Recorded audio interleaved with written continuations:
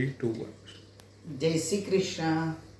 ભગવાન શ્રી કૃષ્ણને પગની પાનીએ જ બાણ કેમ વાગ્યું એની વાત આજે આપણે જાણીશું.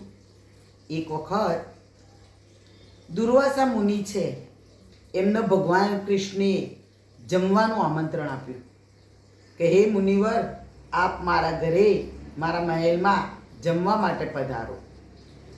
હવે આમંત્રણ દુર્વાસા મુનિએ સ્વીકાર્યું. ઘરે આવી અને ભગવાને રુક્ષ્મણીજીને કહ્યું કે આપણા ત્યાં દુર્વાસા મુનિ જમવા માટે આવવાના છે. તો પહેલાં તો રુક્ષ્મણીજી એ ગુસ્સે થઈ ગયા અને બોલવા માંડ્યા કે તમે દુર્વાસા મુનિને આમંત્રણ આપ્યું છે, એ તો કેટલા ગુસ્સાવાળા છે. નથી અને આપણાથી કંઈ ભૂલ થઈ જશે તો આપણને શ્રાપ આપી દેશે.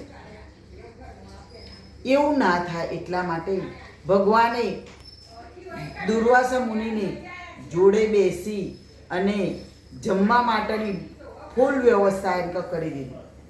56 ભોગ ભગવાને અને રુક્ષ્મણીજીએ જોડે રહી અને દુર્વાસા મુનિ માટે બનાવ્યા.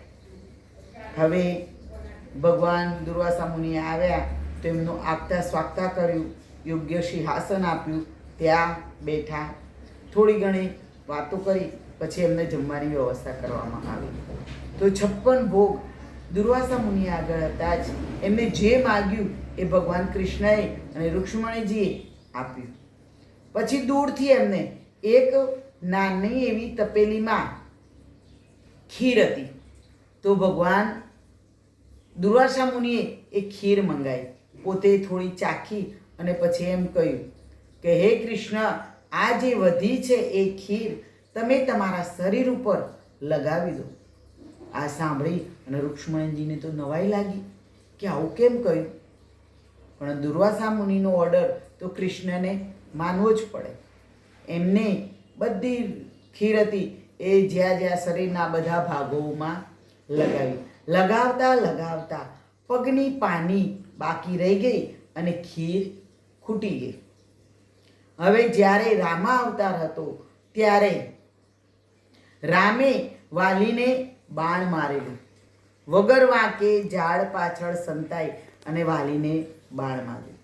જ્યારે કૃષ્ણ અવતાર આવ્યો ત્યારે એ જ વાલી વ્યાધ નામનો એક શિકારી બન્યો. જ્યારે કૃષ્ણ ભગવાન પગ ઉપર પગ ચડાવી અને બેઠા હતા ત્યારે આ વ્યાધ નામના શિકારીને ભગવાનની પગની પાની દેખાઈ અને એમને એમ થયું કે આ કોઈ હરણની આંખ ચમકે છે એમ કરી અને એને બાણ છોડ્યું. તો એ બાણ ભગવાન શ્રી કૃષ્ણના પગે વાગ્યું અને એમનો ત્યાં દેહાંત થયું. જય શ્રી કૃષ્ણ.